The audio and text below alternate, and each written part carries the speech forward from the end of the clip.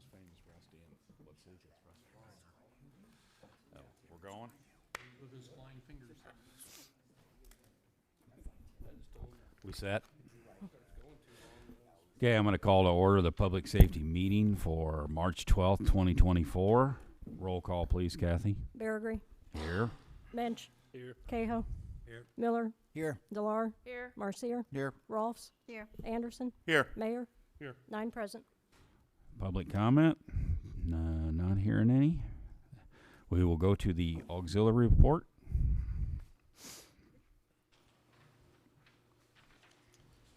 Good evening, ladies and gentlemen. Evening.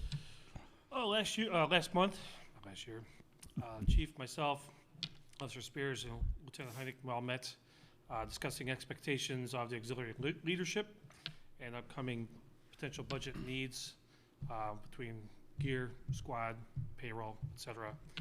Just a meeting. Nothing would have been submitted. We had our monthly meeting with the auxiliary. During that meeting, we reviewed handling emergency call-outs, the expectations of that. We also brought the auxiliary squad car over to the PD here and gave them hands-on training on how to use it, when not to use it, so that everybody knew how to utilize the vehicle, whereas there's only some were actually able to go over to the building, bring it to a scene properly. So I want to make sure everybody was able to do that.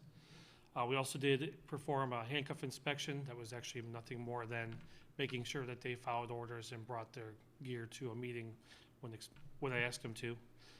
We also went through, myself and Officer Spears, each auxiliary, to let them give them our expectations as well as the full-time police officers' expectations of what to do during their ride-alongs. A lot of them weren't brought up to speed. We want to make sure that all of them were very, very aware of what to do, what not to do. It can vary different between different officers that are with them depending on the comfort level. They will always start with Officer Spears, as he is the direct liaison between the auxiliary and the full-time police department. As time goes on, then we can move them on with other officers as they get comfortable on both sides. We did not have any call-outs at all, so nothing was of any emergent for us to go out there. And we just did our basic monthly maintenance to the boat and generator. Any questions for anything that went on last month? That is my report. Okay. Thank you. Thank you. We will go to the fire department report. Chief.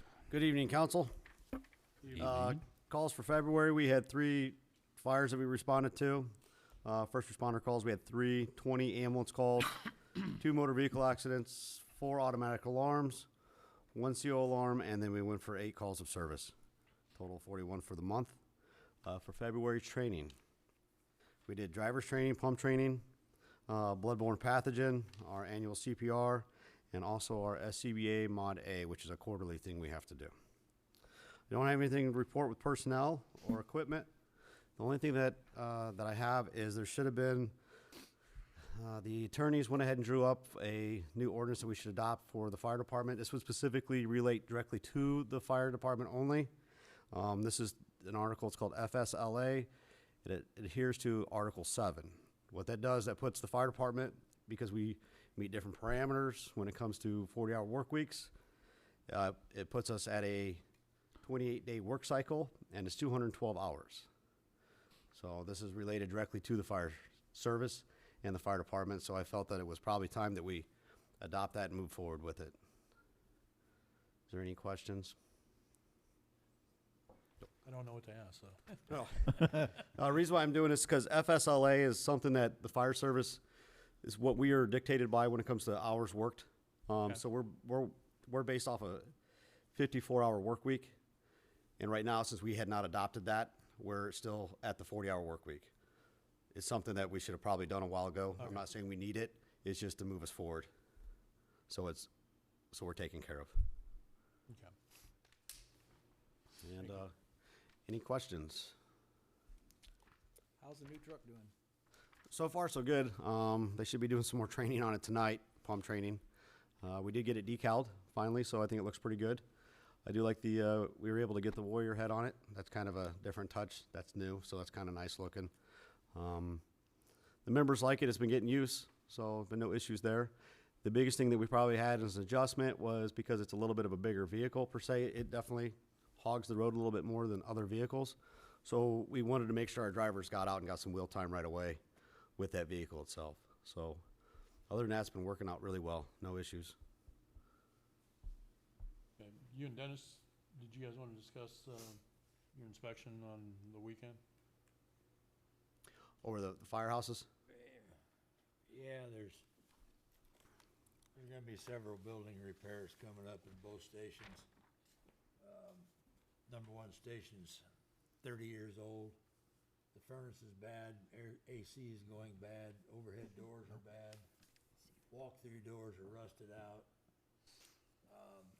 I'm getting prices on overhead door repair, new furnace, new AC. And you replaced, So we done some lighting outside. yeah, got the lighting, and it looks like the garage doors, for the most part, the garage doors, we don't have to replace the whole garage door, we were talking. Or at least we're hoping not. Hoping not to, yeah. We're looking at just the bottom panels is all we still have to mess with. And a lot of that we're starting to see age because the rust is starting to come through. And there's not, that metal's pretty thin, so when you start seeing that, you get about another year or two, and then it actually physically starts dissolving away. Have we worked anything out? Did you want to go west side? I'm sorry. Yeah. It's gonna be the same thing down at the west side, except for the furnace. We don't have to replace that. That was replaced after the 2018 flood, wasn't it? That's correct, yep. So, and Kenny wants to do new security on the walk-through doors down there. That's what we were hoping to, since we got a little bit more traffic now with people coming in and out. We've never really had any security. We just have a punch code on the doors. And we have people that come on the department for a while, then they leave. So that number, I think probably half the town's got it. Oh, okay. And it'll help for outsider too, and then Correct. we'll light up that parking lot a little bit. Yep. Well, I know we had some talk about possibly working out some parking arrangement with Napa and then putting a door in on that side too, because it gets pretty crowded. Did you talk to Roger anything about that or no? No, I haven't even seen him yet, I so, can try and make a call too, all right, with both of us. okay. Absolutely. So that's all I had. I was asked by Alderman Cahill about the building, so that's when I went ahead and made up a list for him, and then he met with me and we went through the buildings. That's probably the original AC furnace Yeah, at it is. Station 1, right? Yep, it is. Yeah, That's what, 25 years old? 1998 that building was built, 25 years. so. It's a bad heat exchanger? No, The plenum's rusted out. Oh, okay. The air conditioning, you've had troubles with it. yeah, it was starting to, every year we're starting to nickel and dime it a little bit. Well, we don't want any venting problems, issues. Well, you And don't they've want- had to do a little bit of work. They've done it themselves to accommodate for the ambulance people. And if anybody has not been up there, it looks pretty nice the way they got it set up. Yeah, please stop by. We always have coffee. If not, we'll make some. Yeah. There you go. It's generally pretty good. Is it? That's good. And Kenny, I think you made note too the other day about a lot of the kitchen stuff that has been recently installed up there was from the fireman's own personal, or So what account was that for? That is the 2%, the foreign fire tax, that check that we get every year for that, that's formed by a board. The members took it upon themselves to spend $5,000 out of that 10,000 to put the kitchenette up, and they did it themselves too, so, It was all their own labor. yep. Anything else? No, that's all I have. So, Okay. All right. Thanks. Ken. thanks, council. Thanks, Kenny. Fire and Police Commission report. Don't see anybody. So, unless you guys both want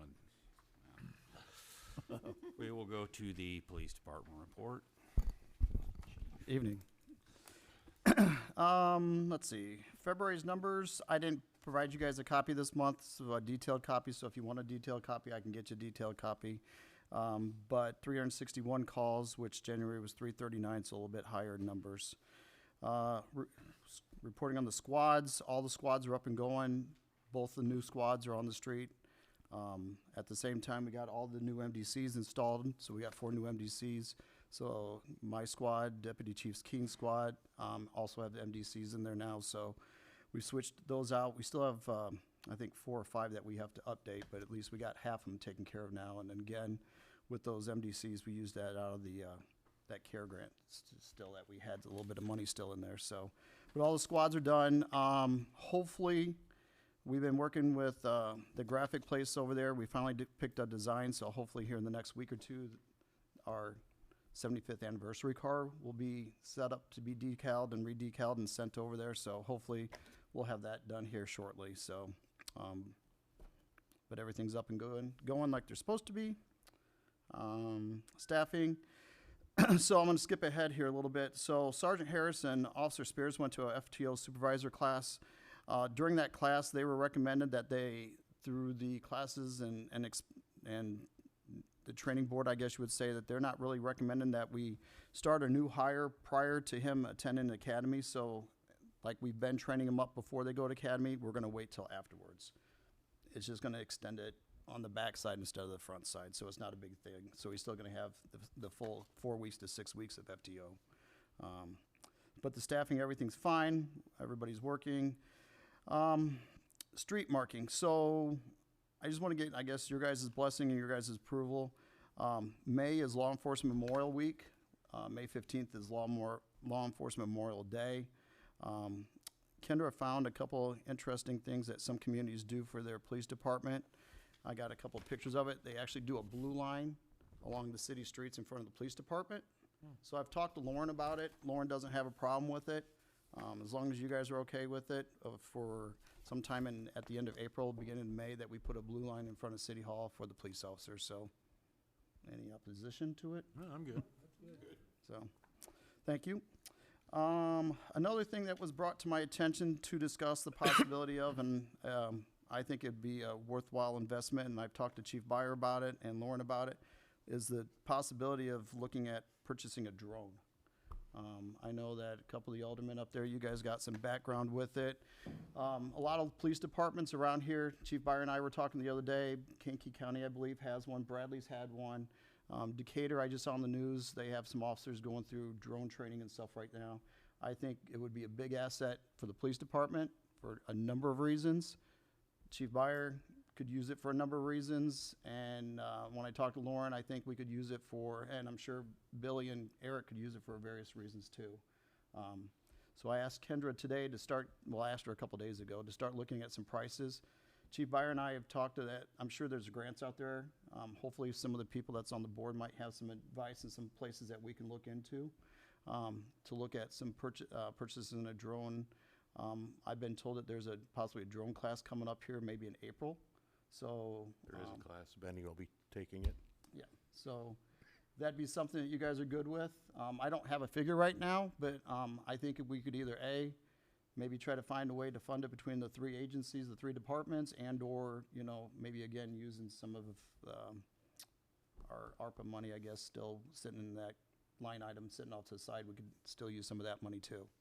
So Grant money for drones is really tough to find. I've been looking. I know it's out Yeah. there. You really got to look hard, and they're really tough to get. But yeah, I mean, that's the thing. I mean, we're gonna look into it. I know Kendra was gonna contact, I think it was Decatur. Just when I saw in the news the other day, Decatur's sending 2 officers to training and schooling right now. So 20. something that I think we could definitely find a purpose for. I think that from talking with Chief Byer and Lauren, that at least we'd probably send a representative from each department, somebody from Public Works, somebody from the fire department, and somebody from the police department, at least to get it started. they're a great asset. Absolutely, no I think question. I saw a news report, and that's when I called you and said you were already thinking about it. Right, so. I forget what it was. It was some kind of search. Yeah, so I mean, we can use it for, and, you know, Chief Byer and I had talked, actually yesterday about it, and, you know, if we're gonna do this, we're gonna get one that, you know, is gonna have infrared capabilities too, because, I mean, obviously, we're gonna be looking and searching and other purposes in the evening at dark too, so. Yep. So, You're familiar with drones and all. Do you have an idea what one would cost in? They're not cheap. I know. Yeah. What he's Didn't know if we had a what he's looking ballpark. for with the FLIR capabilities, it's not cheap. You're looking $10,000-$15,000. Wow. So Across 3 or 4 departments. Right, yeah, but I mean, Bad. no, and that's why I think if we can. you may split it- also be able to talk to Sheriff. He's been interested in that for a while too. You might be able to. I don't know if there's something that can be done, even with an But we house MOU. But What's that? But we house it. I recall years ago where we brought out the ladder truck for those Right. Yeah. kids in Oh, the yeah. field and Absolutely. had everybody out and the ladder truck out, Bless you. trying to find it where that would have worked really well. Right. When I started reading it, but Benny put me onto it, our last, was it the IML magazine? Yeah. Had an was article in the about IML drones magazine. being used. So it's something that I know I've Municipalities. been considering for a while, and we had a couple of officers asking about it, and then I just figured it's about the right time that we should move on it. So if you guys are good with it, we're gonna continue to pursue it. Yep. And hopefully we'll bring some numbers and some ideas back to you next month then, so, If I happen to see anything grant-wise, I'll be more than happy to forward it on to you. yeah. I mean, if you know anything, and, you know, if Benny, if you are attending this class in April or something, I've Yeah. heard, you know, if you can pass that information along, if we can get our people to attend the same class to get the certification they need, that'd be great. Sure. Thank you. Try to forward that to you right now. Cool. The other thing that I think Mayor Arlhand's kind of touched on it, wanted me to touch on it last month, but I wasn't quite ready for, is I've considered doing this for a little bit, and it just, I guess the opportunity kind of came around here recently, is doing a Citizens Police Academy with the citizens in our community. Kankakee City just started theirs last week. We've been in contact with them. Myself and a couple other officers were planning on attending that 8-week course. Due to some personal issues, I wasn't able to make it last week, or I won't be able to make it this next week, but Sergeant Marcotte was able to attend last week, get some of the information. I've got 2 other officers that's gonna be attending this week. It's an 8-week course. Basically, people in the community, it's kind of a learning opportunity for people to see what goes on with the police department, the resources that we use, that we have contact with, kind of the ins and outs of the judicial system, so say. So hopefully we'll have some representatives from, I've already talked to some people from the state's attorney's office. They're gonna be here. Casey, you know, like Casey Casa, ISAS, organizations like that, hopefully we'll be able to attend to do some presentations for us too. But it will be like an application process. You'll have to fill out an application. We'll have a set number of attendees that we'll allow. They have to do a background check. It's free. And we'll do that basically depending on what kind of curriculum we can come up with. Like I said, Kankakee's set up on an 8-week course. Actually, just a couple days ago, I saw that Danville Police Department is doing a Citizen Police Academy coming up too. So I'm not for sure what theirs is all about, but I'm gonna kind of go off of the template that Kankakee City has. So, so if any of you guys are interested in doing that, when the time comes, I encourage you to see maybe a little bit more what goes on, and maybe get an explanation of some of the things that we do and what we don't do, and the resources that we have in our community. I think a lot of people aren't aware of that we can tap into. So, so that's another thing. Schooling. Sergeant Harrison Spears, like I said, attended the FTO supervision school. Sergeant Harris did a K-9 demonstration with Glenn Raymond. Sergeant Harris also assisted Homeland Security and FBI on a search warrant in St. Anne here a couple weeks ago. Officer Forbes attended a 2-day or 3-day criminal sexual assault class. We've had our officers attend their ILEA's monthly or semi-monthly training, and Officer Smith and Officer Corvu has been, I guess because they got kids or know people there, they've been going to a bunch of the elementary schools and the daycares reading books for kids during the daytime hours. So the only thing else I got under other, I just want to bring it to everybody's attention. We put all that work and effort into the golf cart permit.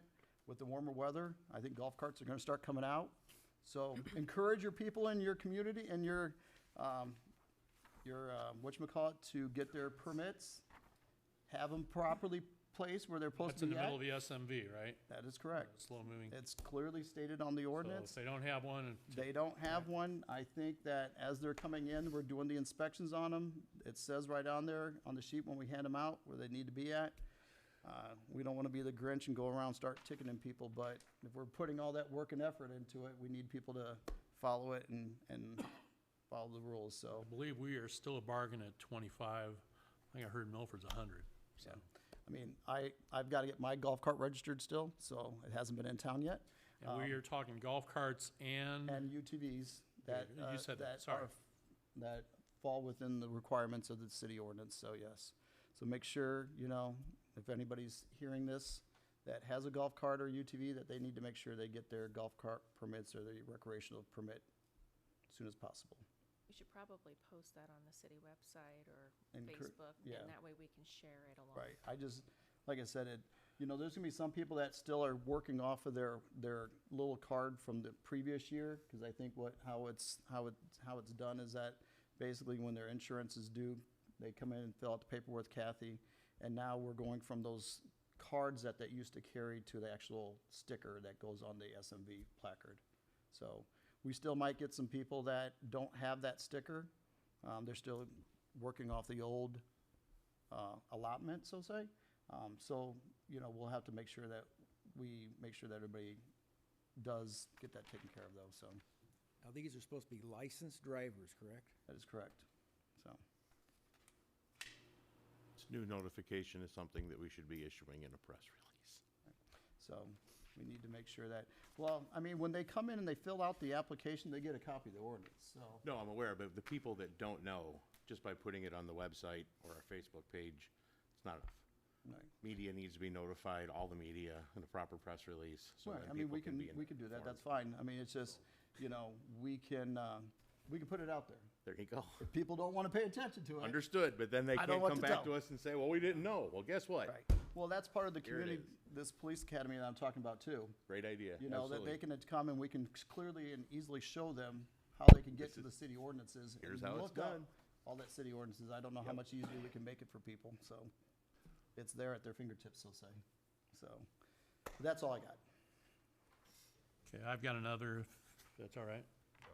Okay, pass you out a tax sheet. This is on, the Burkotts location. The owner of Burkotts, I know they don't own it, but it's a pass-through onto their rent. They wanna have a meeting, a teleconference with me tomorrow, and I'll be talking to them and trying to find out. My assumption is, we've talked about what all we've done for Burkotts, the 65% sales tax abatement, we've done the gaming. All we have control over on property tax is the city corporate portion. And if you look, that's, I believe it's 4,892. I know it's not so good on there, but if you look through what's city corp, that's the only thing we have control over. That's $4,892.84, it looks like. I might be off, because it's not the clearest. But I will be talking with them. Some folks came in from North Carolina, looked around, possibly want to do a small truck stop. Their front person is from Watseka. He asked, what's the situation there with the strip mall? We explained that to him. There may be some interest there, as far as buying that, but like I said, as this point, I don't think they're any closer on the rent. So with this, that's really about all that we can do. For the Watseka Corp, are we including the pension portion of that, or just the No, tax? just the corp. Can't. I believe it's just the corporation part. It's like $400 a month in rent savings. I know. It's- The sales tax abatement's pretty big, so. To lose them would be Well, I understand that. highly detrimental.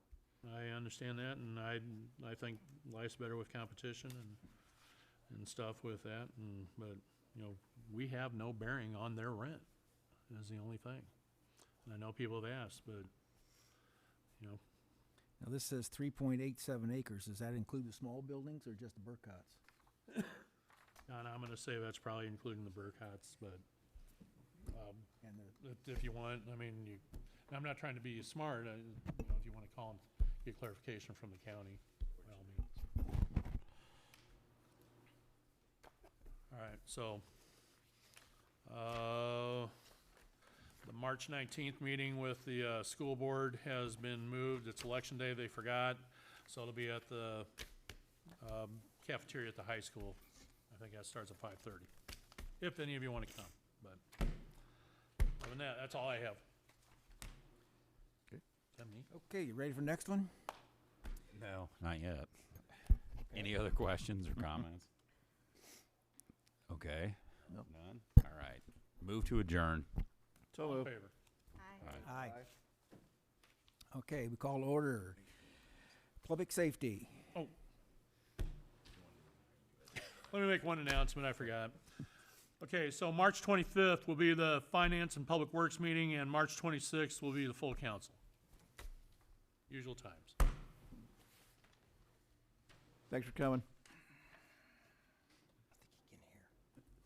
Now I'm done. Okay.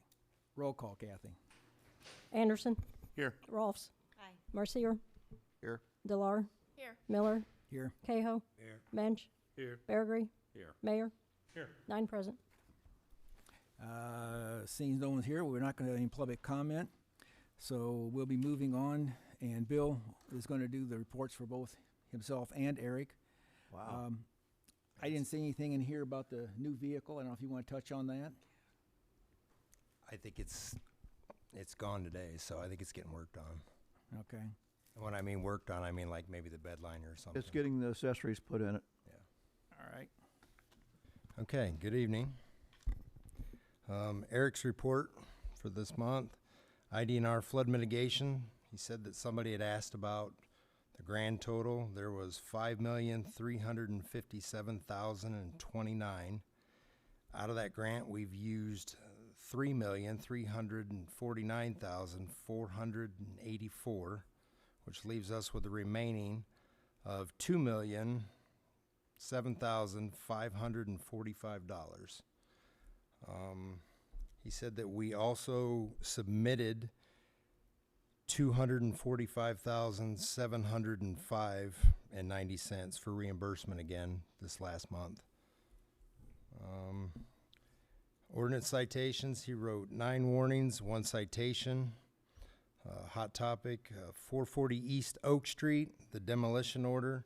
He's got bids out, which will be due back by the 18th of this month, which he said will be in time for the full council meeting. 520 North 2nd, they had the fire. There's no insurance. We got it out with the owner right now. If he agrees to allow the demolition before the city takes possession of the property, then we're going to get that done. He'll put that out for bids. He said he sent out letters to the owner of that property, and we're just waiting to hear back. We got it back today. He signed it. Oh, it came back today? He signed it. So there, came back today. That's all I have for Eric's. Is there any question about any of those? I can try to answer the best I can. Okay, moving on to mine. Crime-free rental, did 1 inspection last month.